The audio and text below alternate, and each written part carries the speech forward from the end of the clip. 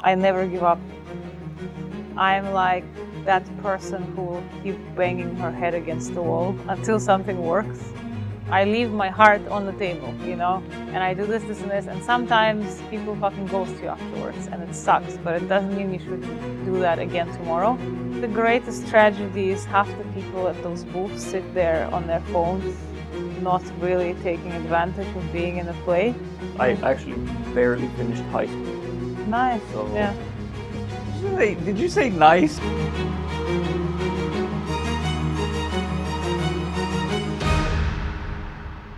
Thank you very much. No worries. Thank you so much for joining me. My pleasure. I really appreciate it. I know it was also last minute. It's like, let's book Yeah. it quickly Yeah. before the slot goes away. Although I do Yeah. I have. I'm sure there's enough people who like to talk about themselves, no? Is that a problem? You know, exactly. Yeah. We're all narcissists. Yeah, sure. That's true. Well, thank you for joining me. I usually start with a quick intro of who you are and the elevator pitch of your business. So if you want to start us off with that. So I'm Daria. I'm co-founder at Salesroom. I am a sales commercial investment person by background. So I started my career in investment banking. Then I was a salesperson, sales manager, and then I worked for an investment fund. So not technical, more on the sales, commercial numbers, story side of the business. And Salesroom is a video platform for salespeople that guides them towards success in real time. That was short and sweet. Thank you for that. Yeah. But it's also very, very clear. I think I was looking at Salesroom, the website, your social media profile, and you have a very clear way of vocalizing your message. Was that difficult to achieve? Because I was actually talking to someone earlier. I'm not going to give names. Yeah. But they were saying that one of the most challenging bits is the tagline of their business. For sure, for sure. I think for me, I've done sales before. I've been a salesperson my whole life. I've never done marketing. And I think for me, the tough part is I know what to say to get someone interested in like a one-on-one 30-minute conversation. But how do you translate that to a messaging that resonates at scale? Yeah. And I think that's a very unique skill. And that's why now we have a VP marketing. But it's a trial and error. And I think we still have a ton of work to do in that department.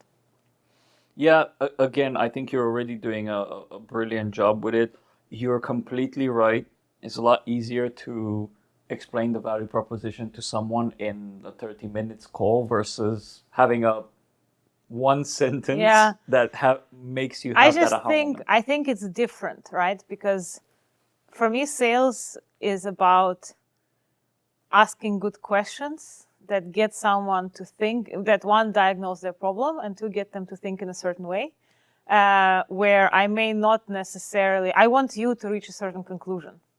I want almost to put words into your mouth. That's, I think, what sales is about more, as well as, diagnose a problem and all of that. Marketing is a lot more, it's just a different skill set. And I think you need both. You can't, sales alone is not going to get you there, and marketing alone is not going to get you there either. You transitioned from investment to marketing. Why? What was your path there? Well, it was from investment to starting a company.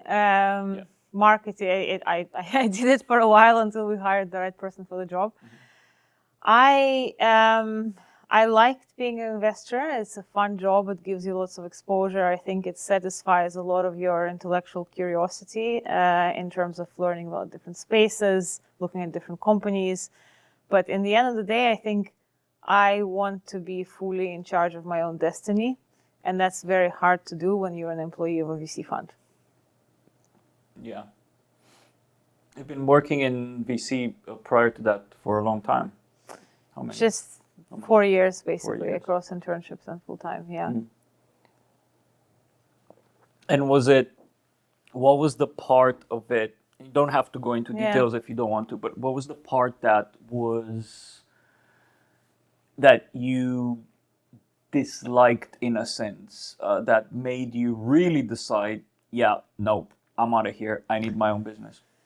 Yeah, it's very easy. I mean, I think as a VC fund, you have to raise a new fund every 2 or 3 years. And in 2 or 3 years, you don't really know if the investments you've made have been successful. It really takes 10 years, right?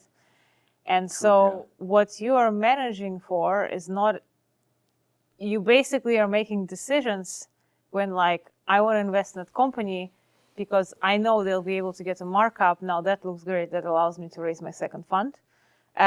So that was, I think, part of it, like just understanding the dynamics. But it's a great job. I think if for a right person, you can have a phenomenally successful, fulfilling career. I'm very good friends with, my former colleagues. I just felt like also like the more I started thinking about the problem that we're solving, I just couldn't stop thinking about it. And it was obvious to me that someone was going to do it. And it may as well be me. And you said you're the co-founder of Yeah. Salesroom. So you have a co-founder. Yeah.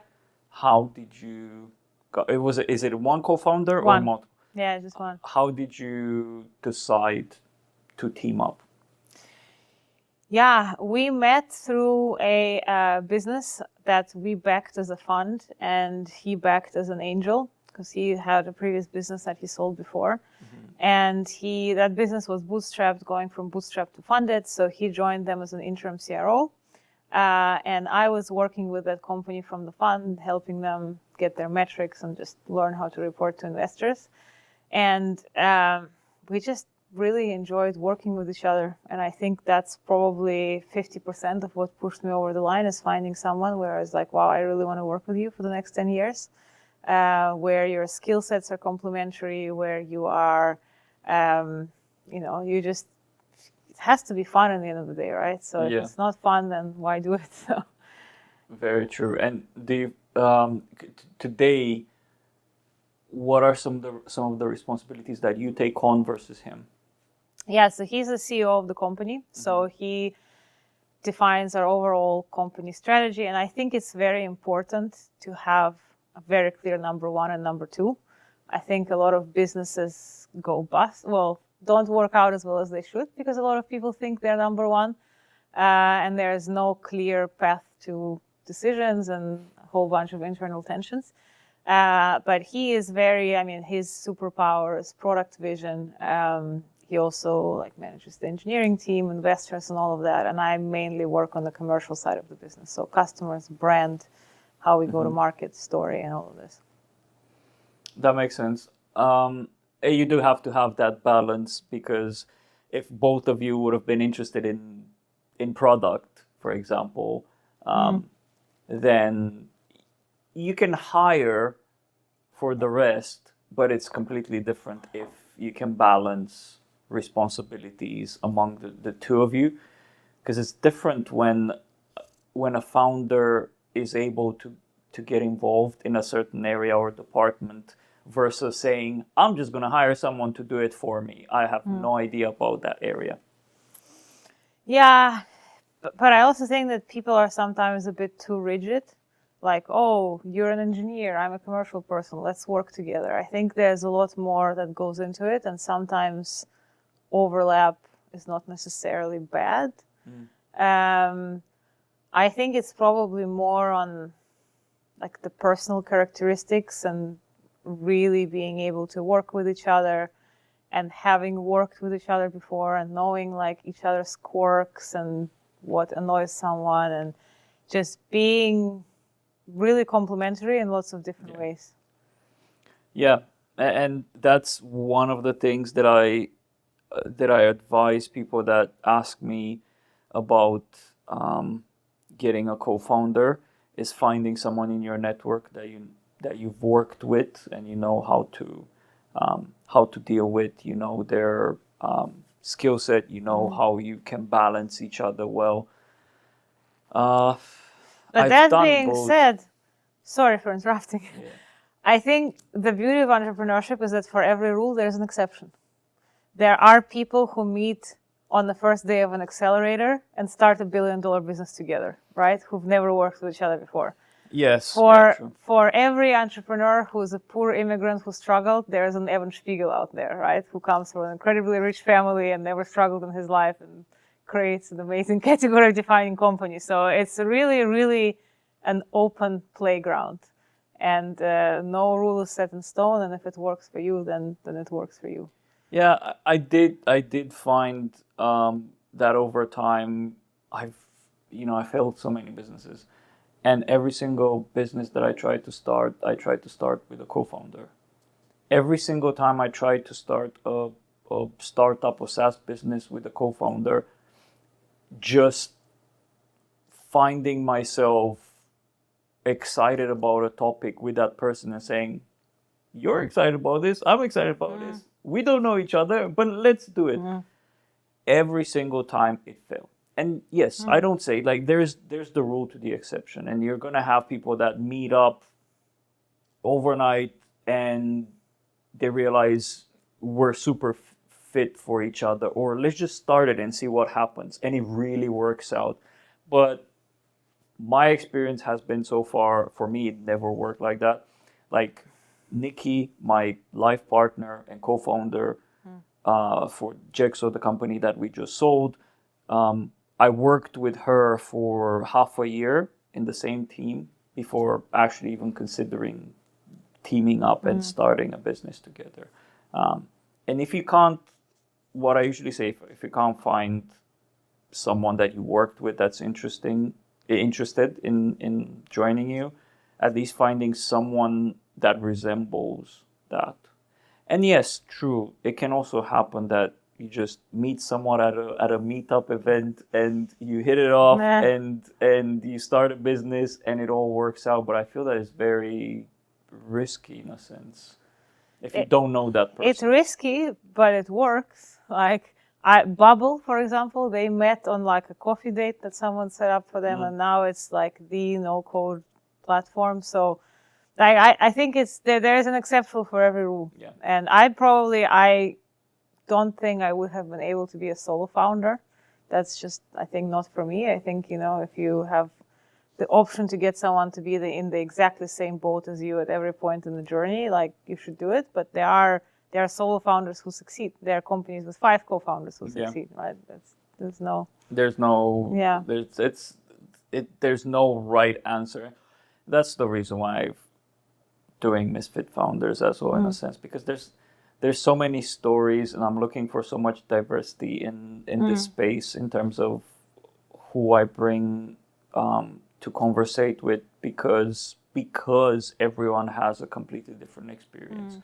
And the whole point is, if I have a group of people that can relate to you, to Kaya, to that person, then that's mission achieved, in a sense. I don't want to just promote this random narrative that this is the path to success.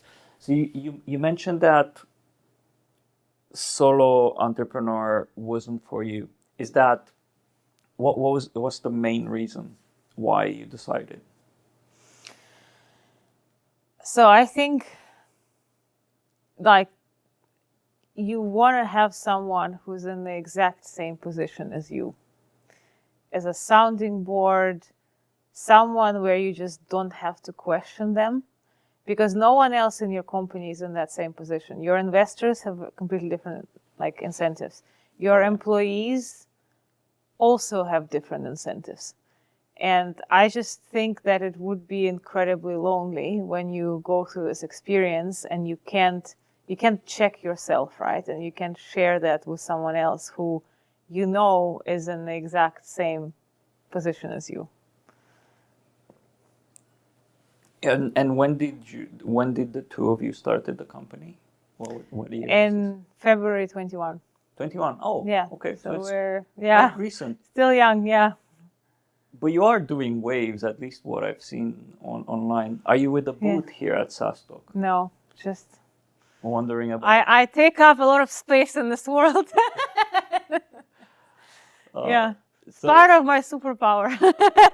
Well, I mean, it's awesome because I know I know a couple of founders that usually don't get a booth, but have so many networking opportunities and Yeah.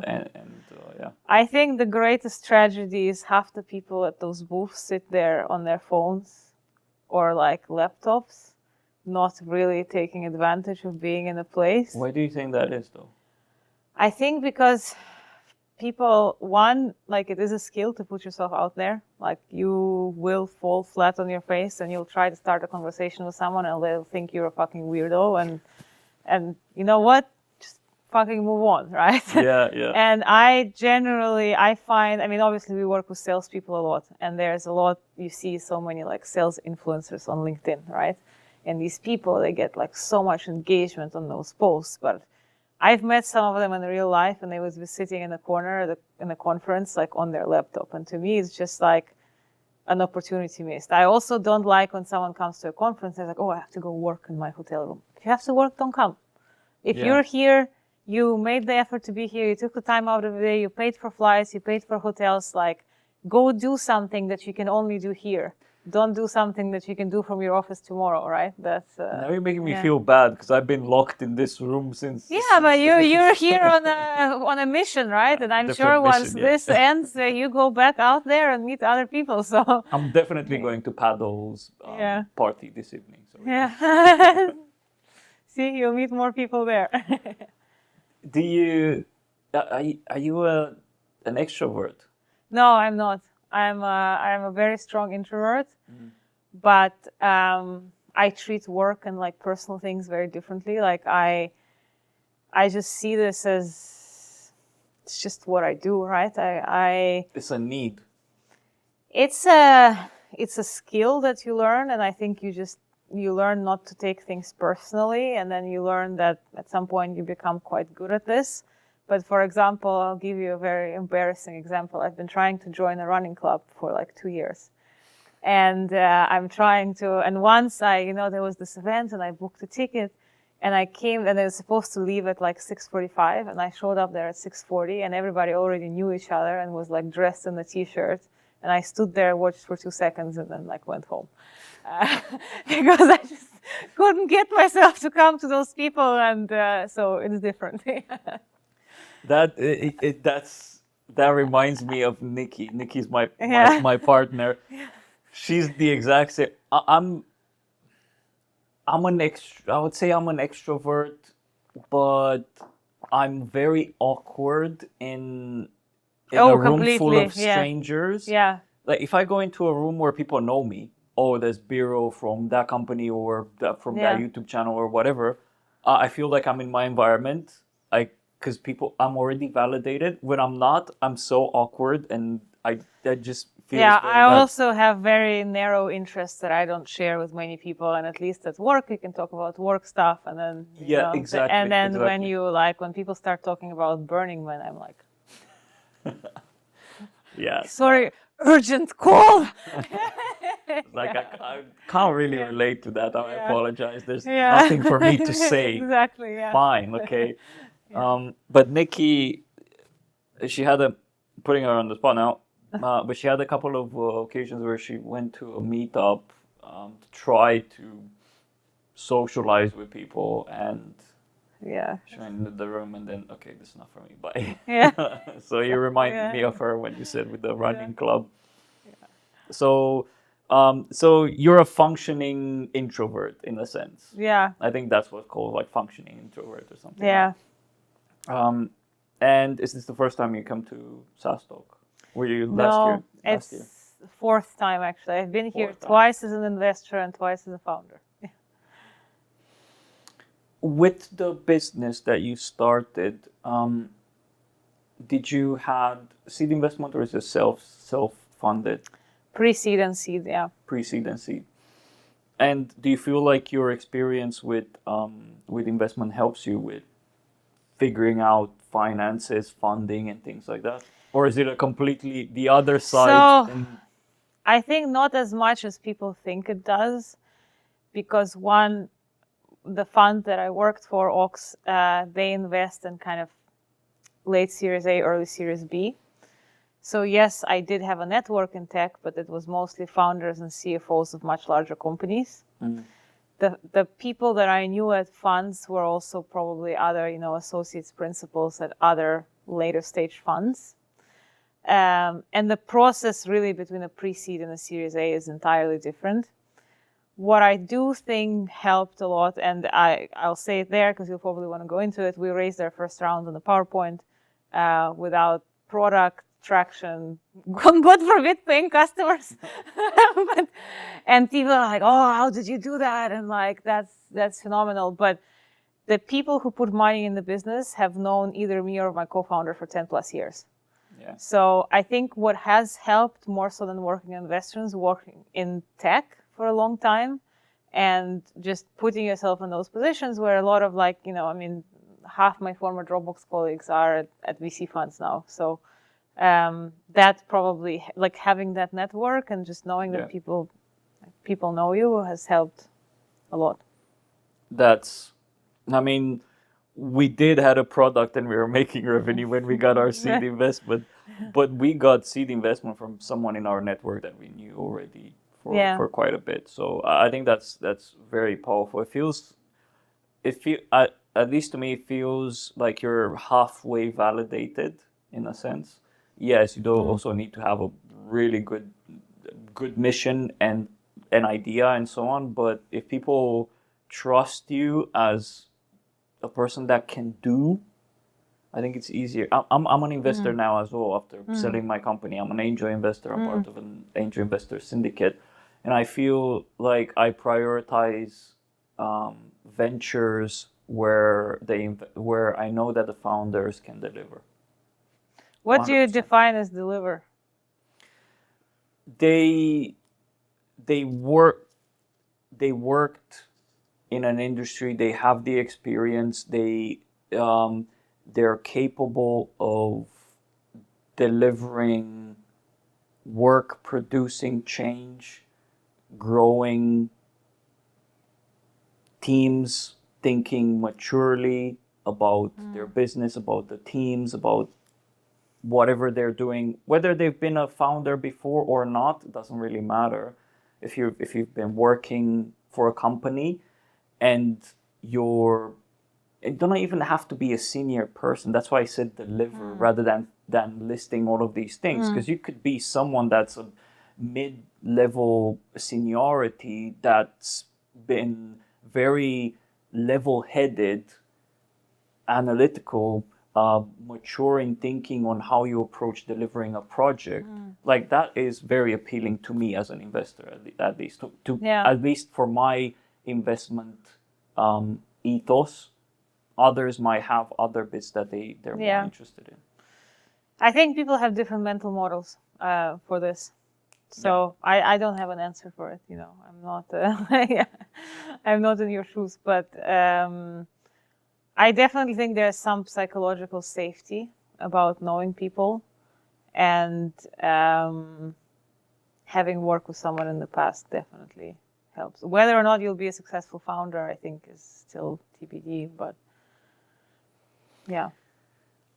But do you feel that when you say psychological safety, would you let's put you in a situation like this where would you invest in any of your ex-colleagues, or would you invest primarily in someone that you worked really well with them and they're trustworthy, you've seen them work, you've seen them how efficient they're at delivering work, you've seen how mature they are in thinking and so on. Like, would you have a preference, or is it simply, well, this person I've worked with and I can trust them?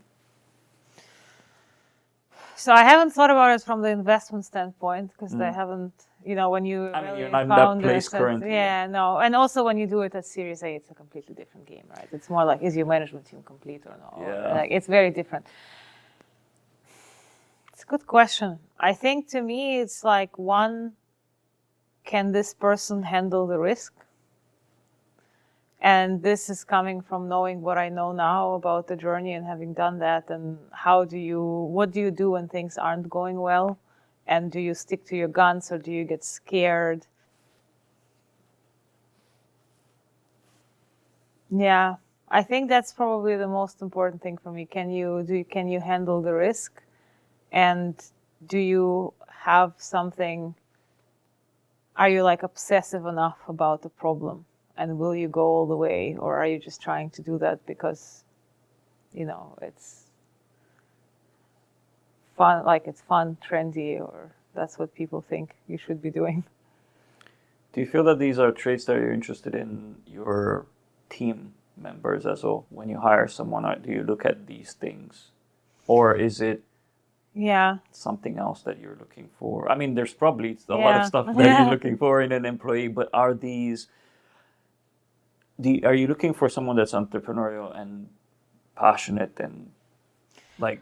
So I look for someone who has worked in an early stage company before, because that's something that is, I think, very hard. And I think a lot of in 2021, when there was so much money in the market, that when you could go from your big tech company to a startup and not make any sacrifices, salary or whatever, I think a lot of people ended up in early stage startups who are not set up. They just thought it's like a cooler tech job without understanding the risks that we're taking and expecting everything to go straight to the moon. So I think, and I also think like something that's very hard for me is in a startup, you have to learn how to cut corners. And you have to, speed matters way more than perfection. And you need to be like, you know what? I can probably do this better, but it's good enough. And I'm going to do this and move on to the next thing, rather than over agonize of like making this one thing perfect. And I think you do have those repeat startup employees who are very good at being pragmatic and cutting corners smartly and delivering things fast. So I look a lot for that. I personally look a lot for creativity. I think it's very important, especially we recently hired 2 people onto the marketing team, and spend a lot of time with marketers. And I think so many people just like, oh, that one company is doing this, and we're going to change it a little bit and do it for you. And I think if you're trying to build like a category leading business, that's just not going to fly. And probably also people who are quite like self-motivated and self-managed, rather than require a lot of oversight.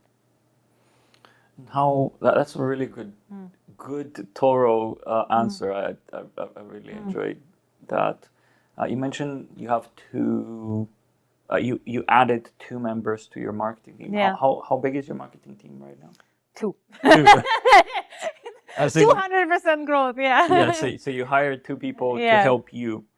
Well, do you own that area now? No, I'm a very big believer in letting people run with something, and nothing is more demotivating than having someone like look over everything you do. I think I'm still we're all obviously involved in sort of the big ideas, but now we have Stephanie. She's incredibly capable. It's she owns it.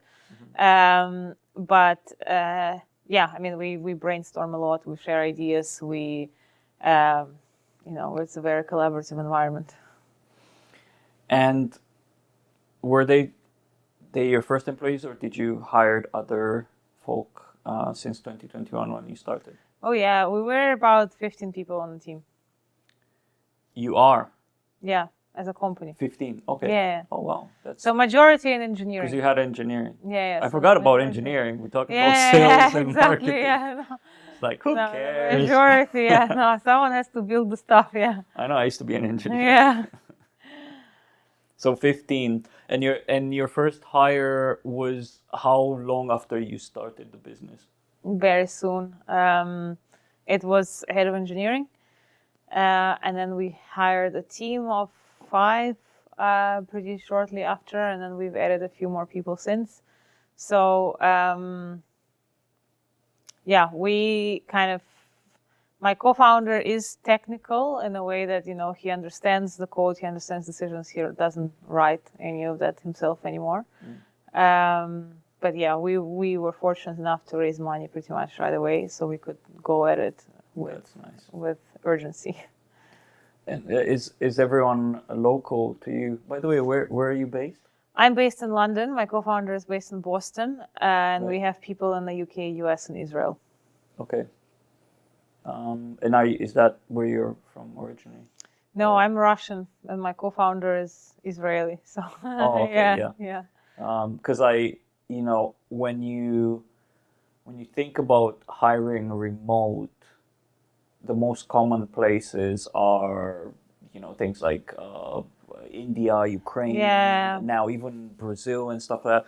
And I feel like when you said Israel, I'm like, either you or your co-founder are yeah. from there to hire from there. Because Yeah. I could say, if I have people Yeah. in Romania, it's mainly because I'm Romanian. So he knows the market there, and Yeah, we able just to. got lucky through one of our advisors, yeah, I think we are distributed, less so for cost reasons and more for let's find the right person and not be limited by a particular city where that person is from. Also, my co-founder is in Boston, I'm in London, like for personal reasons, neither of us was going to move to the other side of the world. And that actually, at the pre-seed round, there were a few funds that passed on us because of that. They thought that this would never work. I think now the world is a little bit more open to this. But like the premise of our whole company is you don't need to be in person to do business, right? So it would be a bit disingenuous to do what we do and then all sit in one office and do everything in person. So yes, but as co-founders, I'm wondering, how do you balance the time difference? Do you have, well, first of all, I'm curious, how many hours per day do you work as a fresh founder? yeah, a lot. That's Is it nothing more than different. 10? Yeah, I think. Listen, I mean, like, there are people who work more than me. There are people who work less with me. I hate like wearing it as a badge of honor. Like, oh, we do 100-hour weeks there. Like, no. And I think that being a little bit, like, I think professionalism is very important.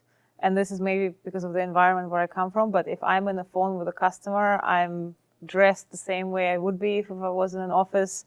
I try to kind of take myself seriously. And I think that's very important, especially for customer facing functions. Like, there's nothing that annoys me more when, you're trying to schedule a meeting with someone at 3 p.m. and they're like, oh, I am doing this, this, and this, and let's meet later. And you're like, come on, let's be serious here. But at the same time, I think that this journey is not 2 years, not 5 years, it's 10 plus years. And you should think of your life in that regard and do things that, for example, I have a dog. She adds so much happiness to my life. And I start every day with an hour-long walk with my dog in the park. What breed is a mini golden doodle. Mini golden. You need to show me a picture. Yeah, it's a little fluffy thing. Same like a fluffy thing, like so. It's a golden retriever and a miniature poodle. Yeah, so mixed. And so I kind of, I think like sometimes when you, like midday, you feel like shit. You take your dog, you go around the block, you come back, and you feel better. So I think it's like meditation. Do you have a dog as well? 2 of them now. Oh, nice. Over the pandemic, everyone says that Peanut, which is our first dog, is a pandemic dog, but she's not. We got her at the end of 2019, just before the pandemic. Nice. But she was such a big contributor to us keeping our sanity. Because also the other thing is, my life partner was also my co-founder. Yeah. So and also locked inside over the pandemic.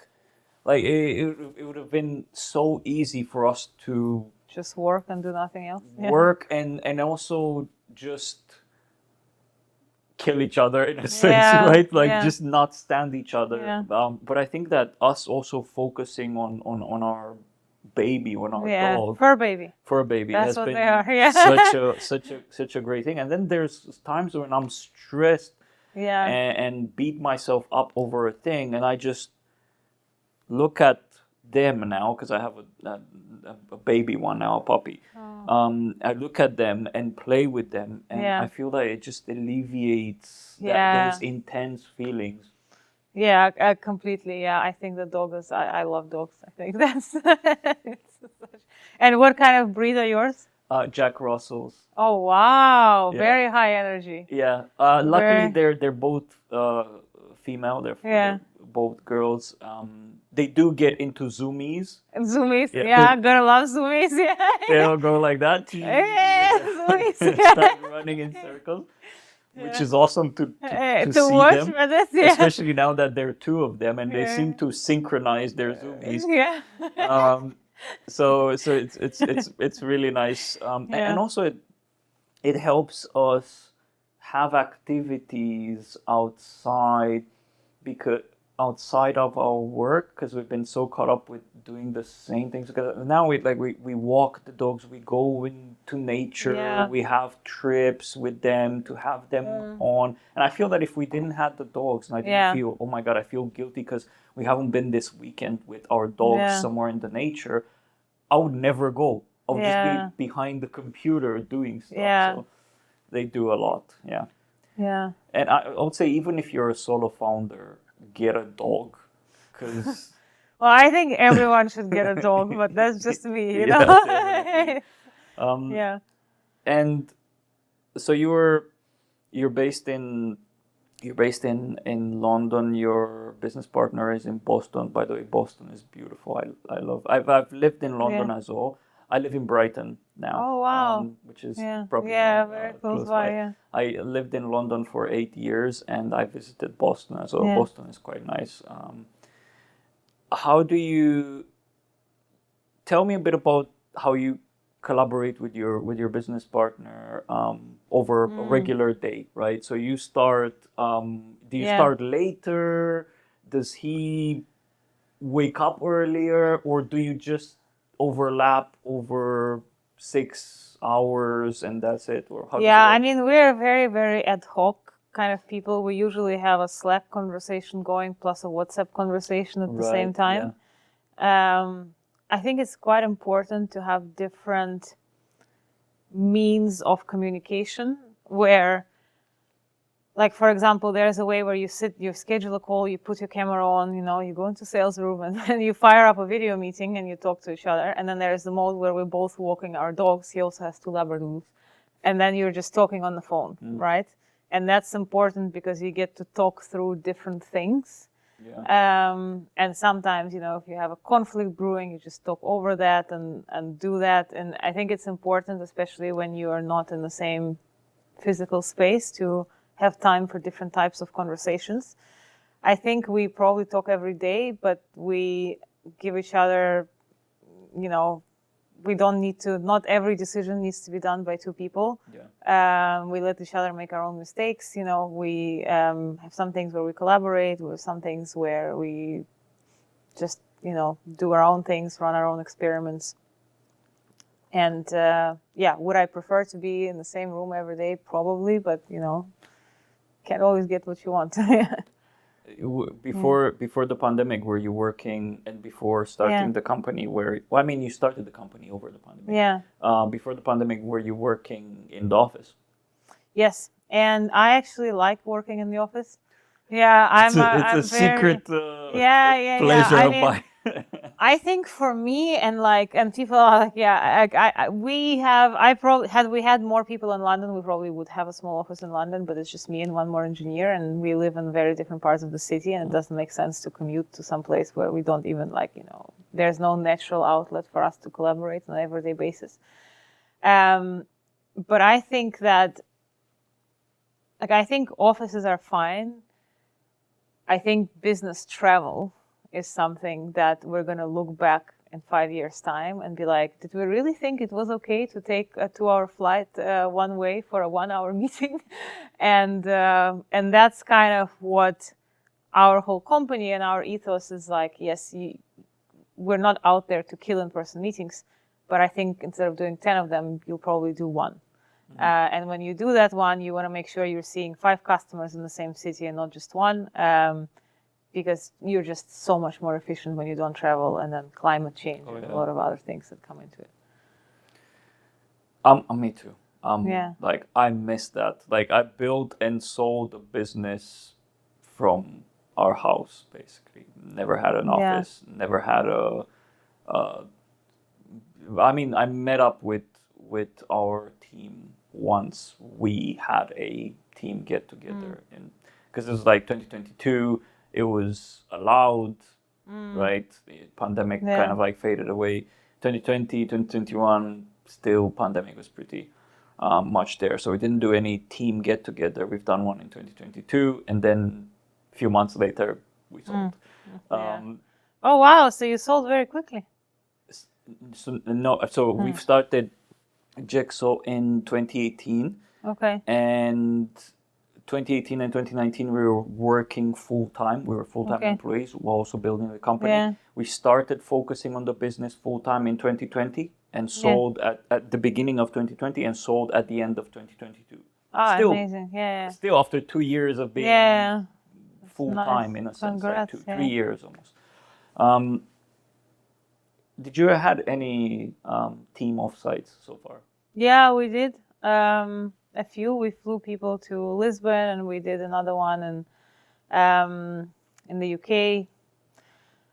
Yeah, I mean it's important to meet face to face for sure, but I'm not a fan of like you go somewhere and you rent a big house and you cook meals and you get drunk. Like I think we're a different type of company, you know. So what do you do on your team get together? We mostly talk product strategy. We let kind of all the wild ideas run.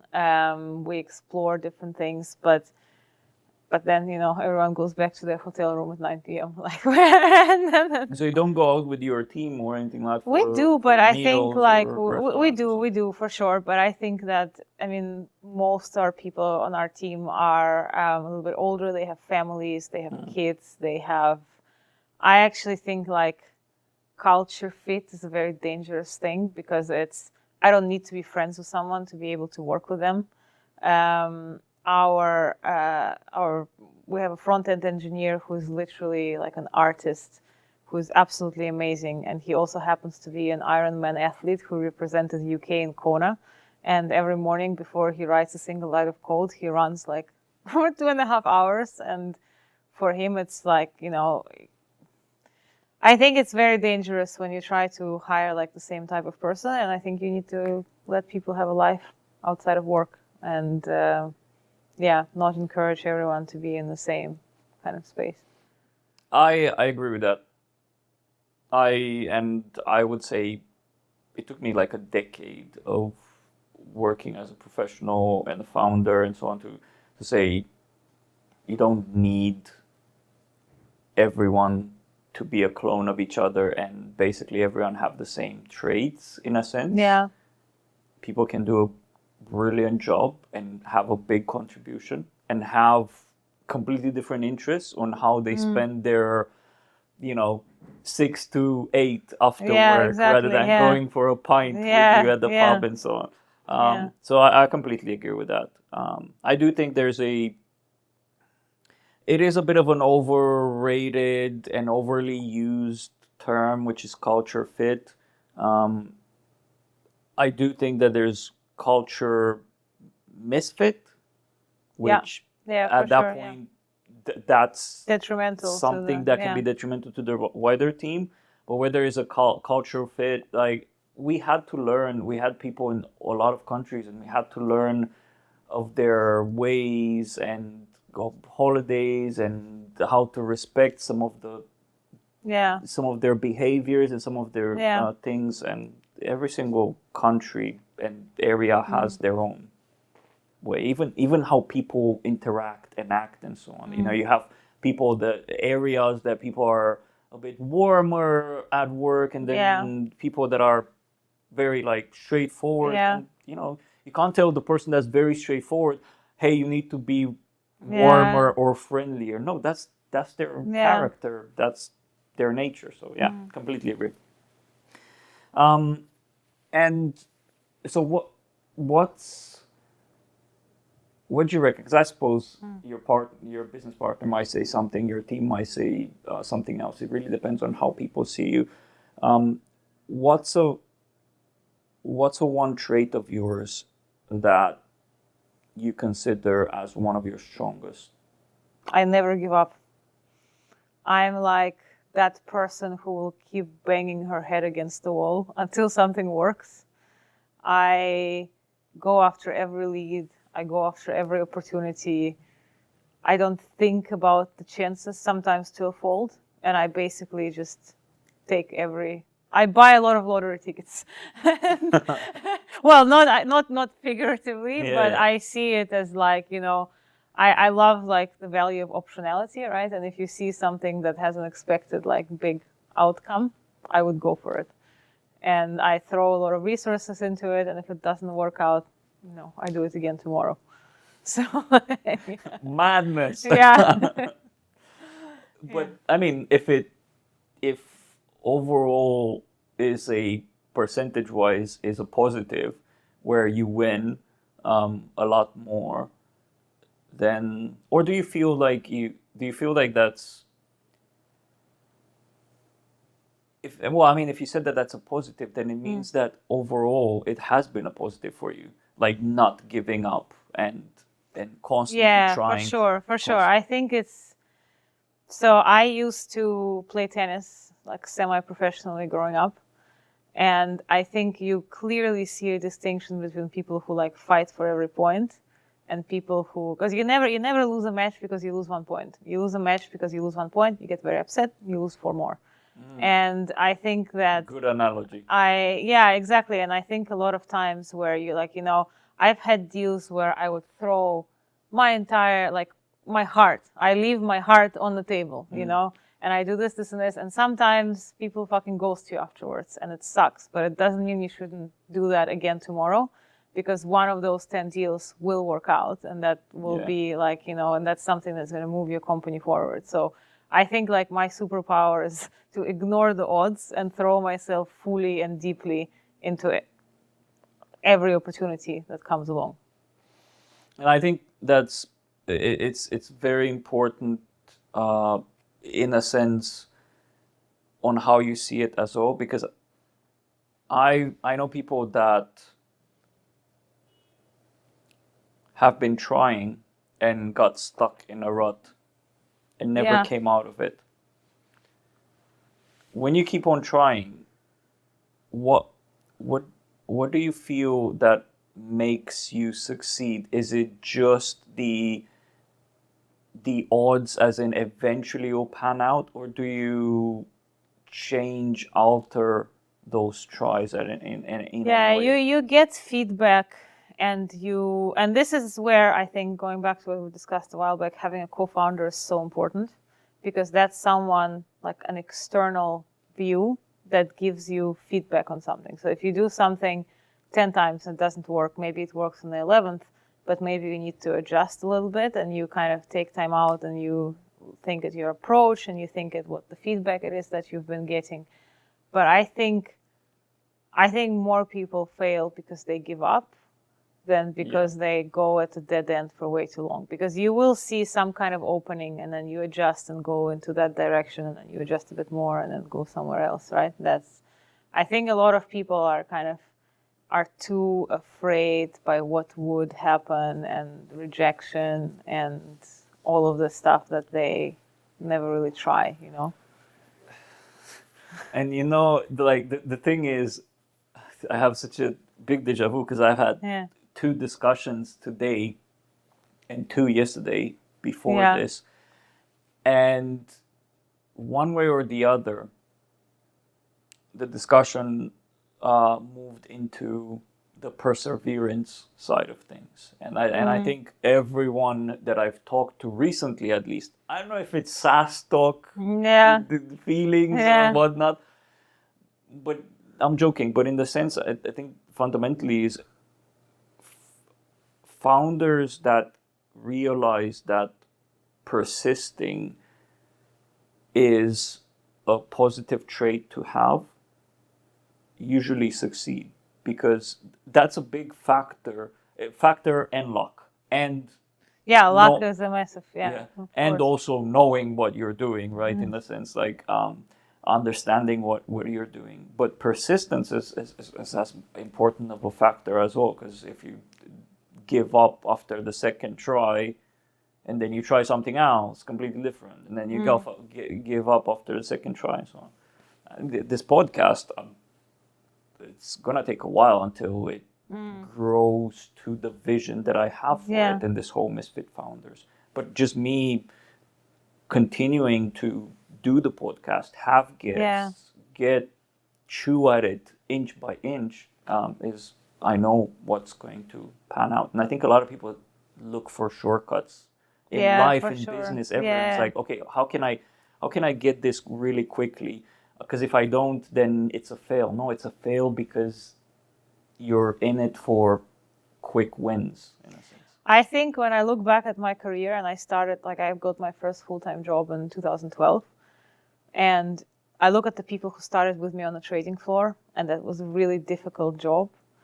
And I look at the people who quit, and I look at the people who are still in the industry, right? And even though that industry has not been doing well, and people who stuck with it are now making a lot of money, and they're in very, very good positions, and they are doing really, really well for themselves. Yeah. I look at the people who started with me at Dropbox, and that was also not an easy job in a lot of ways. And you probably took a pay cut and a title cut to go it, and you would sell 5 user license deals to SMBs in Europe, like not the most glamorous thing in the world, but people who kind of stuck with it are now CROs, heads of sales, right? So I think in the long term, it's just, and I think it's very detrimental that a lot of people now are like, oh, you stick at a company for 2 years and then you move. Like, you never really get places if you don't do something long enough to accumulate that knowledge, the relationships, and really see the trajectory pan out.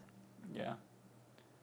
You said 2012. 2012 was your first role, your first job. Yeah, I'm older than I look. Yeah. No, that's the reverse. Like, that makes you very young. How old are you? I'm 32 in a month. Yeah. 32. Yeah. So you've done university. Yeah. So I've done 3 years undergrad, and then in between I've done a 2-year MBA. Right. Okay. Yeah. Yeah. So, okay. Because I was thinking, if you started your first job in 2012, you must be in your 20s somewhere. 2012, that's like 13 years ago, or what? No, 11 years ago. Like, it's... It is. Yeah, exactly. Yeah. Oh man, I'm getting too old. Yeah. Like, Exactly. 2012, it feels like yesterday. Yeah. 2012, I came to UK in 2011. Okay. I came in UK in 2009. Yeah. And I already had, because I had a business in Romania, and it was like quite a while, that business in Romania, before I moved to. So 2012 feels like yesterday, but it's actually not. It's a long time ago. Yeah. Yeah. So UK was still in the EU. Are we not making political jokes on this podcast? Oh well, yeah. It was the UK was still there, and also it felt like UK's weather was UK weather. I feel things have been changing a bit. Like when I came to UK, London, the whole summer it was raining, like the entire summer. Anyways, so what was your MBA on? Just general management. And was it in London? Yeah, it was at the London Business School. I worked pretty much full-time throughout on the side, first for a VC fund as an intern, and then for a health tech company as a chief of staff to the COO. Yeah, I mean, I wouldn't recommend it, wouldn't endorse it. I think for certain industries it makes sense. Yeah, but no school will ever teach you how to make money. And did you came to UK with family or on your own? Just myself. Yeah, I don't know if I can say it in the podcast. I actually barely finished high school. Nice. So yeah. Did you say nice? Yeah, no, because you went into the real world, right? I mean, I think it's very. Yeah. I think I don't want to paraphrase Ralph Waldo Emerson. I don't want to be that person, but like here's this quote where like we bow too easily to dead institutions, And but I wasn't expecting that to come from you. I feel like when you talk to someone that has a certain degree of education, MBA is and so on, and uni and so on. you get judged a bit. You as in someone who doesn't have a degree? Yeah, exactly. It's like, oh, well, this person doesn't have the level of higher education as I do. Yeah. So that's why it surprised me. Say, oh, nice. Like, okay. No, I think, like, listen, everyone I has their own. appreciate the Everyone reaction. has their own path, Yeah. right? And if I talk to someone whose dream it is to make it big as a general manager in a large company, an MBA is probably a good idea for them. If you are an engineer or a doctor or a chemist and you don't like your job and you want to transition into general management, an MBA is a phenomenal idea. If you think you want to be, if you want to start a business, you do not need an MBA to do that. And by all means, like, going into debt to get a college degree is, I don't think, a good idea. And I was really lucky because I joined Dropbox early and I had options, and that allowed me to pay for my MBA degree. And, you know, I probably did it because I was not really, I was like a bit insecure, and I worked with my first degree, my bachelor's from City University London, which is a good school, but it's not a phenomenal school. And I worked with a lot of people from, you know, Ivy League and Stanford. And somewhere at the back of my head, I was like, you know, I need to get that stamp of approval onto my CV. But how much, you know, my co-founder Roy didn't go to university. He learned tech in the army. Our head of engineering didn't go to university, dropped out of high school, went to the army. No correlation there, by the way. But I think that it's like everyone has their own path, and for an average person on the street, you know, if you speak an average university, it's probably still a good idea. But if you know what you want to do, and it's not like, you know, you can, education and schooling are very different things. Do you regret now doing university? No, I think it's very, very, I think looking back, you don't know, right? Because one thing leads to the other. And, you know, had I not had the Dropbox job at the time, my life would have looked very different. But I probably would have never passed the Dropbox CV scan have I not had the investment banking job on my CV. Have I probably would have never had the investment banking job had I not gone to university. So it's very different, but I think I've met enough people from all kinds of different walks of life to, you know, look beyond degrees and all of that. Where do you reckon you'd be today if you would have chosen just not to do university? Do you think you would be in the same place? I don't know. Not necessarily the same, exact same co-founders, but the same focus and the same, like, doing a SaaS business around this kind of industry. And it's hard to say. I think life is a very path-dependent option, right? And I think the core skills, like, you learn certain things in university. You learn. And I have 2 business degrees, so I know a lot of business theory, and I've done a lot of cases, and there is probably something you learn, you take from it. Like, my favorite lecture that I look back on was about pricing, and the case study was about London Olympics and how they went about pricing tickets in the London Olympics.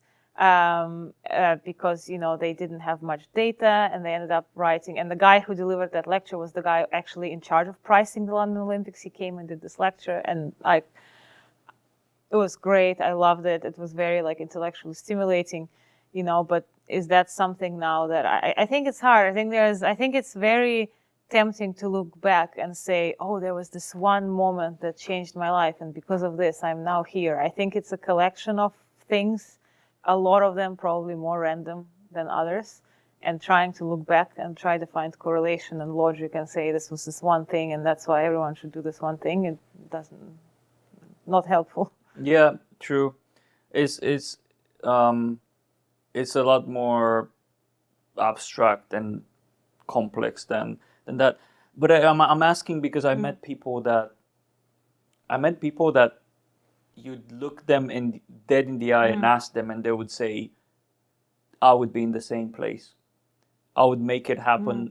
I would make it happen some other way, and I would be in a not necessarily the same, but very similar place, because this feels like my calling in a sense. And I'm not necessarily bashing or discarding that, but some people really believe that they love what they're doing, and they have this attraction towards this specific industry or this specific type of skill set, and the thinking is, I would still be in the same place because I would be attracted to this specific industry or business. No, I don't feel this way. I mean, I love sales. I think it's the only job where you can make a lot of money with no talent. And I take that as and to me, it's a good thing, because it all comes down to how hard you work, how receptive to feedback you are, and just the effort you put in.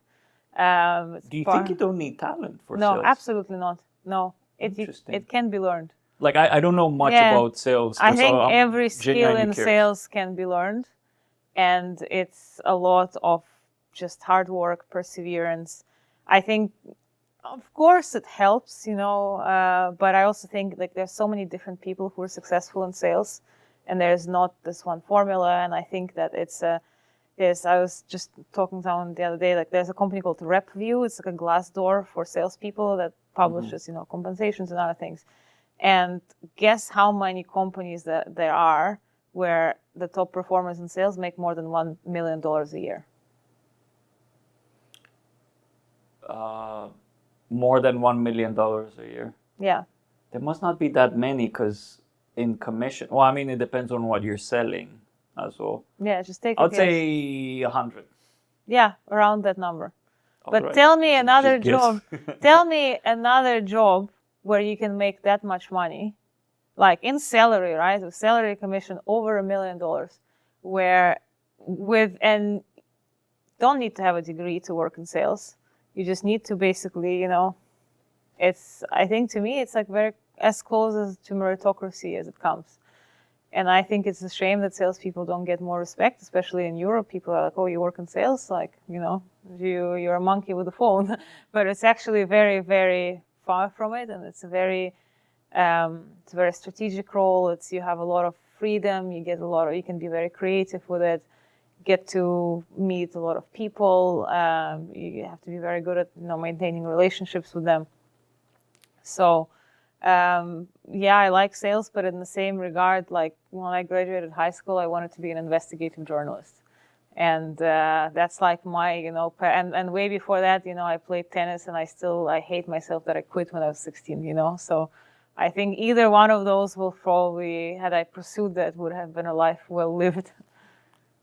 And do you ever have today the inclination, the attraction to getting into these two areas that you enjoyed when you were younger? I mean, I play tennis. I love it. I think there's nothing like, just beating someone up proper and thorough. So you're very competitive. Yeah, I get I'm it. very competitive. I love the game. I think it's incredibly beautiful. It's smart. Would I have been able to make it and liked, traveling 30 weeks out of the year? I don't know. Who knows? Journalism, I also think, is a very, very interesting profession. I think it's very tragic that it's incredibly difficult to make money. And the incentives are kind of, clickbaity stuff doesn't necessarily mean good journalism. But I'm a proud FT subscriber, have been for the last 7-8 years, I think. Yeah, really, really enjoy good, thought-provoking, very well-researched pieces. Yeah. Netflix does a really good job at docu-series nowadays as well. Yeah. So you said you're a very competitive person. Is that strictly outside professional, or does that apply to your professional? Yeah, of course. It's everywhere, yeah. I would not want to start a company and compete with myself. Be aware of competitors. If you enter the sales field, I will crush you. Oh, wow. Okay. Yeah. Do you have many competitors that do the same, let's not call it the same, but like in the same area? Sales is quite a big industry when it comes to tooling. Yeah. For sure. I mean, there are not that many people who do directly what we do, but there are people attacking the problem from different angles. There is probably, an average sales team uses 8+ tools, and budgets are very finite. So yeah, it's a competitive business. And how do you stay ahead? You build the best product and you give people the best service. I think you just need to really have a strong vision and be opinionated on where the market is going. You're playing like a 4-dimensional chess where you're looking at what the big guys are doing, you're looking at what the small guys are doing, you're looking at what the customers want, and you try to carve a niche and a moat for yourself. And you really have to throw everything at every interaction you have with a customer. There's so many instances where, because I talk to sales teams all the time, right? There are companies that have seemingly no chance of winning a deal against another much more funded, like better brand company. But because the salesperson replies faster and really listens to the Yes. customer, and they're more memorable, right? They end up winning the deal. So, And that happens today. I've seen this trend while doing our business. It gradually, it's gradually growing where, it depends. If you have a customer that has regulation applied and they need to abide by certain things, they're always going to prioritize that bigger, that has ISO and this and that, and checks all the check marks in a sense.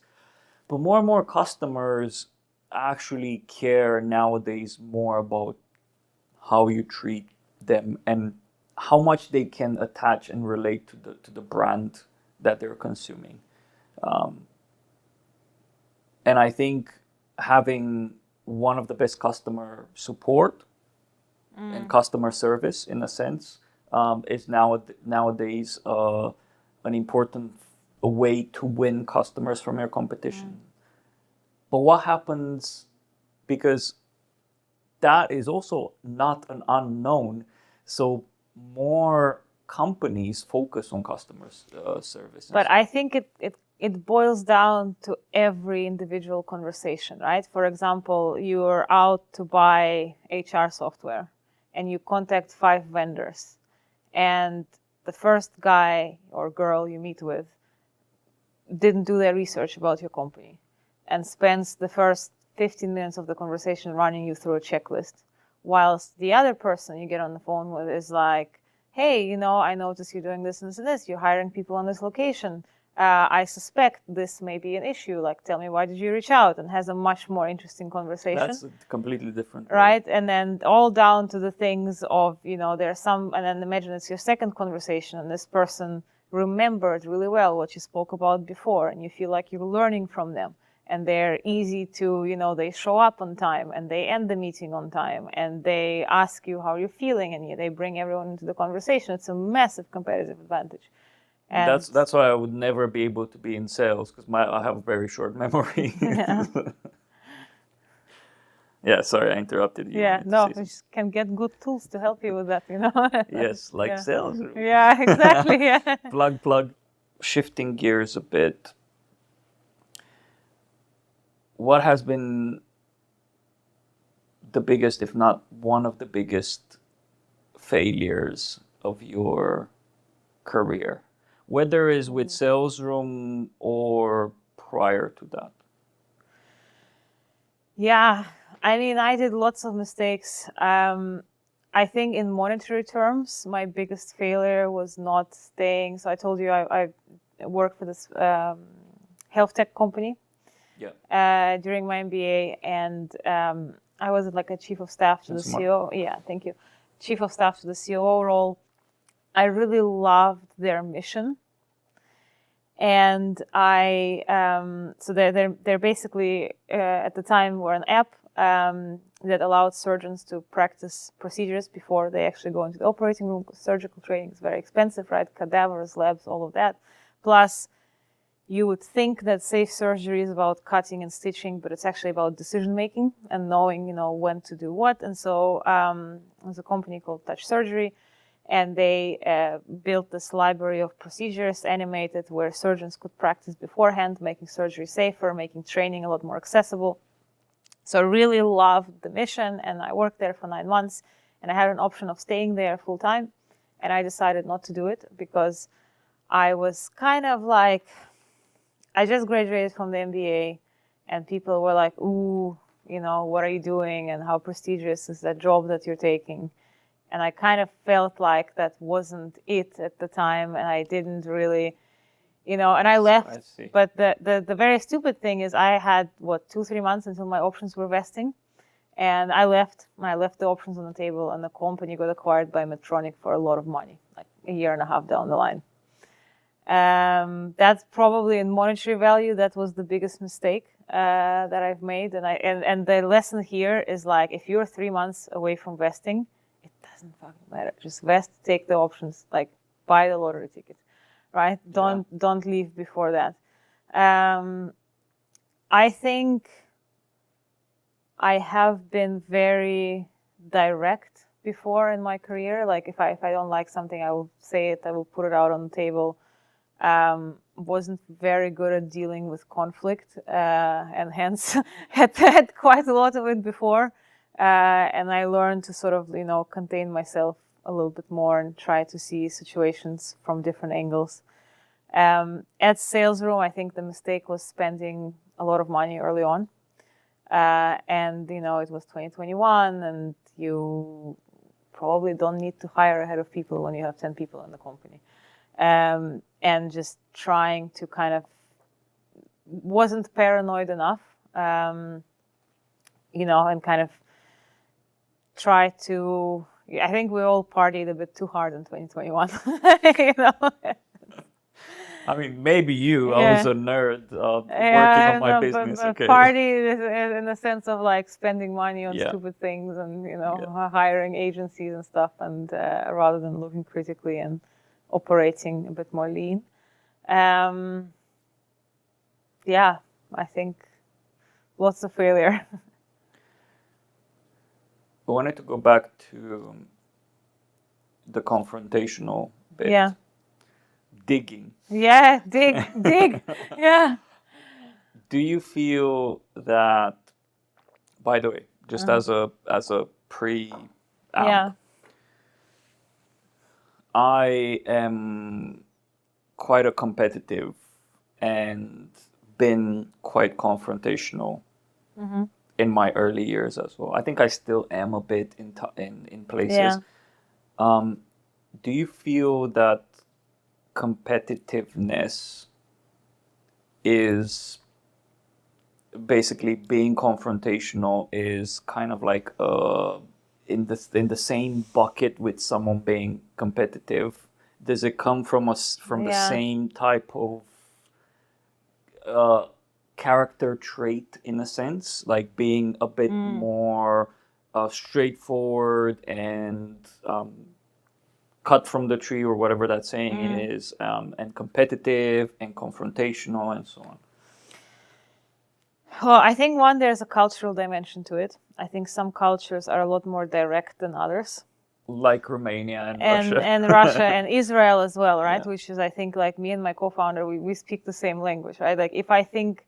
So you don't bump heads? Well, no, we do, but I think like if I say, hey, this is not great, I'm not saying you are not great, I'm just saying this, right? And I think there is a cultural dimension to it for sure. I think, so, and like there's all those personality things, and one of like the level of agreeableness. And I think I'm like the lowest. Every time I've done this test, I was the lowest level of agreeableness that they have ever seen. Well done. You broke the world record. Exactly. Which is interesting because I think that on the one hand, having low level of agreeableness, or so, psychology is told, correlates with higher levels of success. But on the other hand, I think sometimes it is counterproductive when you don't see other people's. And I think for me, it's like I'm very, like the best idea should win. And when I go and debate ideas and things, I don't always take into account like people's feelings about it, because that's not how I would be feeling about it, just because, but you have to see from the other person, not from your own perspective. Yeah. So, and I think it's just learning I'm also not the best people manager. And, that's just not something that either comes naturally to me or interests me. And I think you should want to work with me because you think this company is a rocket ship and we're fair and we give you a chance to succeed. And my co-founder is a much better people manager than me. But I tend to, kind of be more, on the harsher side. I've asked this question recently. And rather than asking you where you see yourself in 5 years or 10 years, I'll ask you a different question, which is, when you retire, what do you want to be known for? Well, one, I think I'll never retire because I will just be bored out of my mind. I'm going to work myself to the ground. No, but I don't think it's about working to the ground. I think people always ask you why do you do what you do? Mm-hmm. And I think for me, it boils down to wanting to have an interesting life. Having opportunities to meet interesting people like you and just do something and engage my brain and apply myself every day. Yeah. I think something that's also deeply motivating for me is being a master of my craft. I think that's something that is very, it's not sexy to be the master of your craft, but if you look at not? I don't think so. I think a lot of people, they want to do this and have a side hustle and do this. And there is something about just applying yourself. If you look at Novak Djokovic and the way that guy treats himself, his tennis and his whole life. I mean, the guy is on a completely different level. And I was very fortunate to meet a few people in my life who are a master of craft to that degree. Some are doctors, others are people who install internet in your flat, right? But they're really proud of what they do, and they know everything about what they do, and every day they're seeing it as a chance to get a little bit better, and I love that. I think when I'm not here anymore, I want to be known as someone who was serious and really mastered something to a very, very high degree. Good said. When I'm not here anymore, because I'm just gonna work until the last moment. But I mean, it is perfectly okay. I don't see myself retiring in a sense of I'm just gonna look at flowers or all day or something like that, or go and live on a beach somewhere. No, I don't think that's ever gonna happen. It doesn't matter if I reach a stage where my dexterity is not there anymore, my eyesight is not there anymore, I'll still find ways to keep myself busy. So I usually have, this is a lovely insight into who you are. Really enjoying the conversation so far. I usually have an ending ceremony. Yeah. But before going into that, just wanted to ask whether you have any curiosities or any questions for me from what I've been doing or anything like that. Why did you sell your company so early? Good question. Yeah. We decided that we're going to sell. So we went full time in 2020. And by 2021, we decided we wanted to sell. And we started focusing on growing our business and getting to a point where we can sell. And people say, oh, you should be focusing on selling, on exiting. You should be focusing on building your company like you wouldn't sell it and so on. I don't necessarily agree with that. No, if we, to go back to your question, we wanted to get acquired because one, the market that we was getting tougher and tougher. Yeah.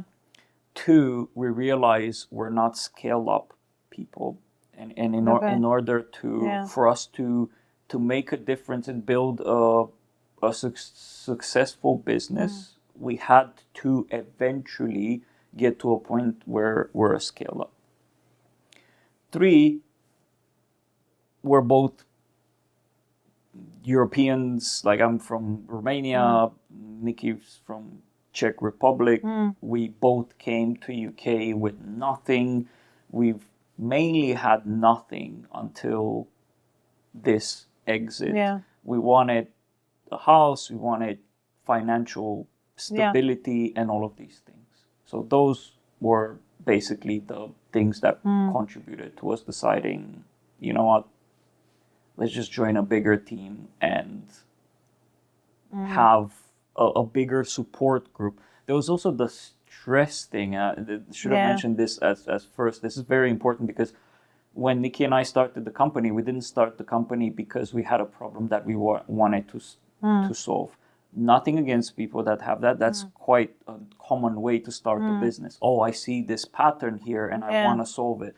But for us was we were working really good together, and we were getting to a point where we were seeing things that we didn't like about the previous company, and we wanted to build our own culture and work on our own terms. So that's why that was one of the main reasons why we started Jigsaw initially. And we realized come 2021, it was getting more and more stressful, and realized if we continue down this path, we're going to reach a point where we're the same as we were when we were working for this company, and we had a lot of things that were stressing us out and that we didn't like. I want my own thing, make my own rules in a sense. And 2021, 2022 was getting quite challenging. It was also burnout.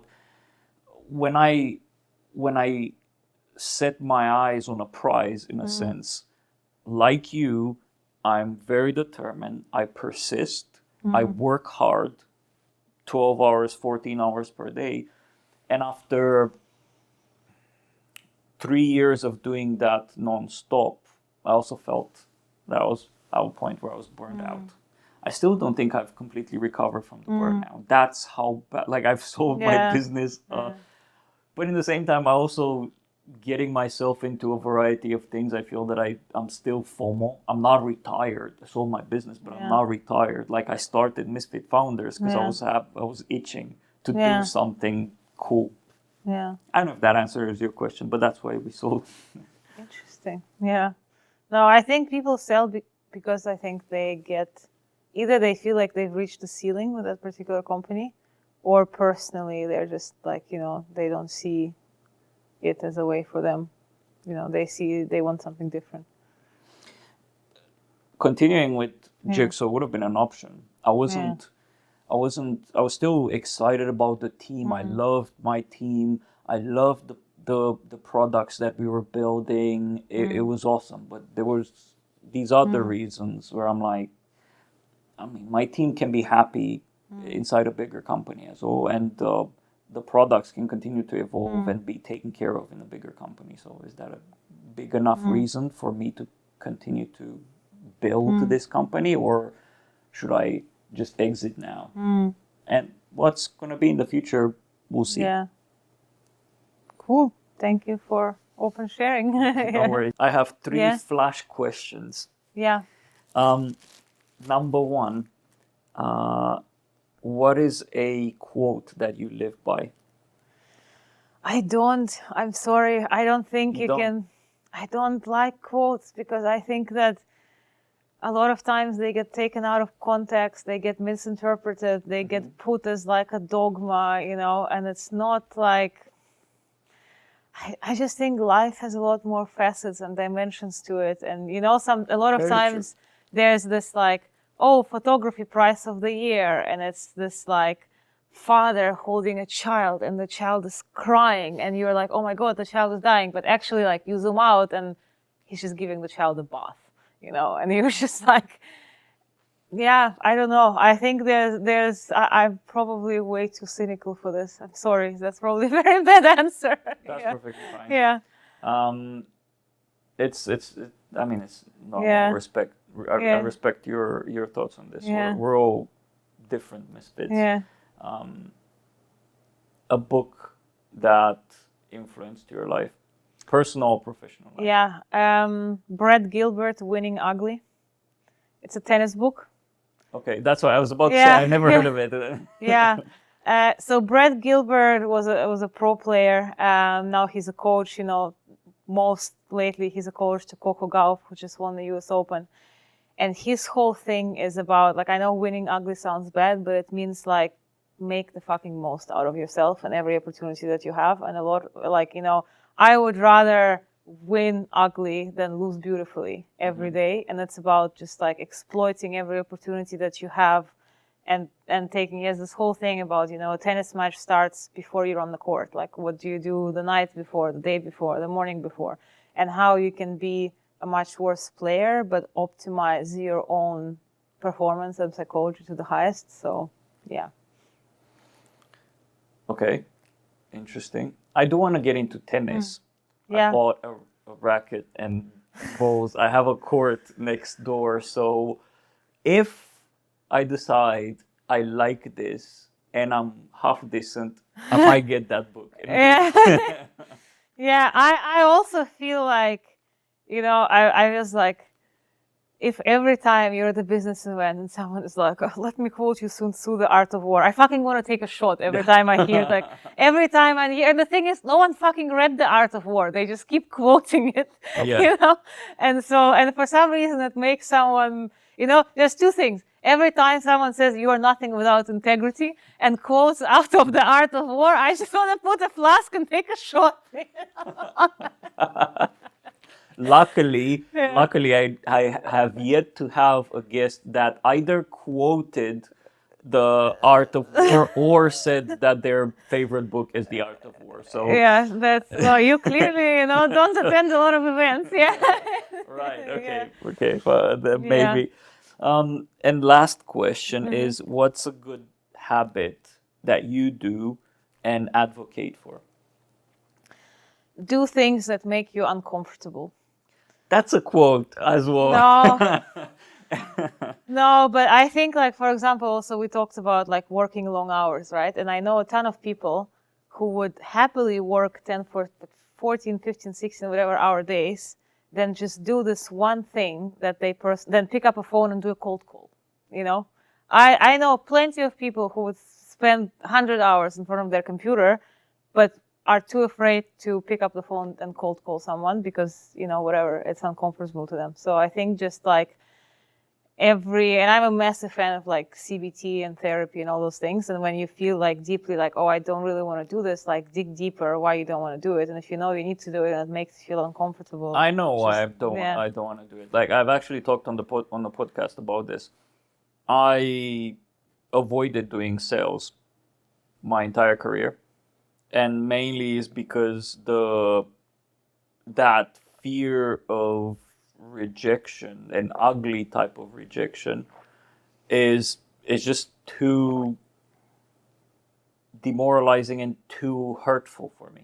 Like, I just, like, it would require probably a bunch of, we were talking about shots. It would take a bunch of shots for me to make a call and have someone spew either hate, like, you know, if someone says, like, oh, I'm not interested in this because of this reason and so on, like, I'm like, I don't, like, that's perfectly fine, right? Yeah. But when you get into cold calling and selling and having some nasties along the people that you interact with, like, that's, I don't know, for me that's too intense.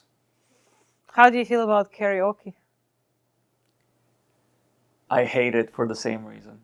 So that's what you need to do, you know? It's like... Should I do karaoke? Yeah, oh, that's so intense. I think you just have to realize that in the end of the day, the way people react is more to do with them than with you. That's very wise. And if someone lashes out on you, it's probably because they're having a shit day and it has nothing to do with you or your message or what you're trying to do. And yeah, you know, that's...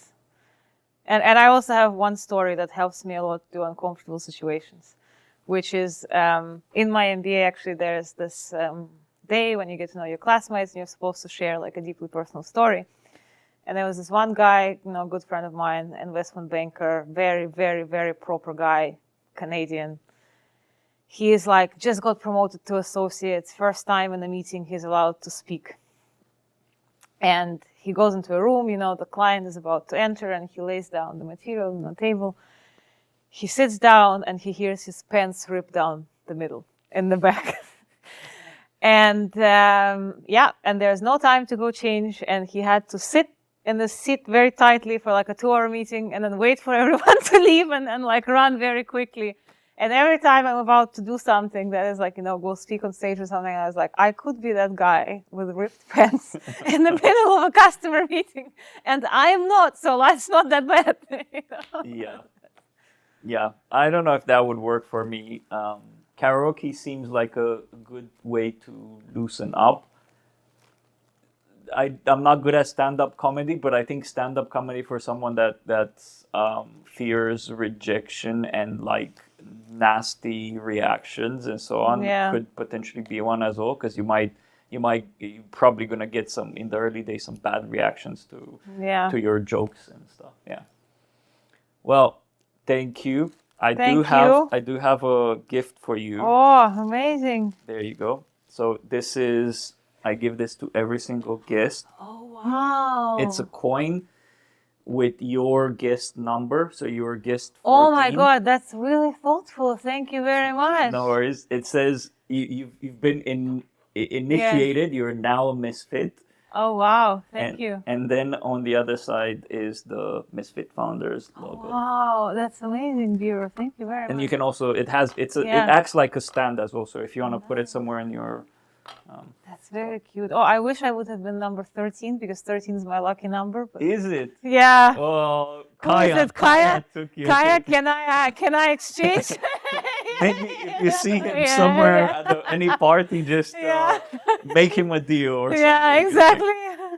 That's very cool. And so what's your ambition with this? Do it as like a community, or just like a podcast? And so far, it's a podcast. I do want to eventually start getting some sponsors to not, because at the moment I'm sustaining the whole thing. Like, that's not cheap. My trip here is mainly my costs and stuff. But at the moment I can afford it. Yeah. And I don't need to care about financials. So I'm just gonna continue to put as much good as possible in the world through Misfit Founders, and it may come organically. Let's say being able to sustain myself or build something that has a financial motive as well. I would rather at this stage set high goals in terms of reach and but it comes together, right? Yeah. So it's sort of like it does. So like if you have big audience and if you're able to impact a lot of lives with the stuff that you do, there will be opportunities. To make money out of it. But if you're not in a rush, I feel that you can take your time and think things through and push things in a way that's not money motivated at this stage, at least. Nice. My favorite podcast is BBC Desert Island Discs. Desert Island Discs. You don't know about it? No. Oh, you should. Oh my God, you're missing out. So it's been running for like 60 years or like very, very long time. They interview people, and it's all about like 5 or 7 tracks and like music and associated with a certain period of their life. And they've been like through different presenters, and there's like, and they do things like there's an hour with David Beckham, there's Adele, there's Gordon Ramsay, there's Ricky Gervais, but also like very accomplished people you don't know much about, like surgeons and stuff. And I love it. This is my like weekend when I walk my dog on the weekend, Desert Island Discs. Desert Island Discs and now Misfit Founders.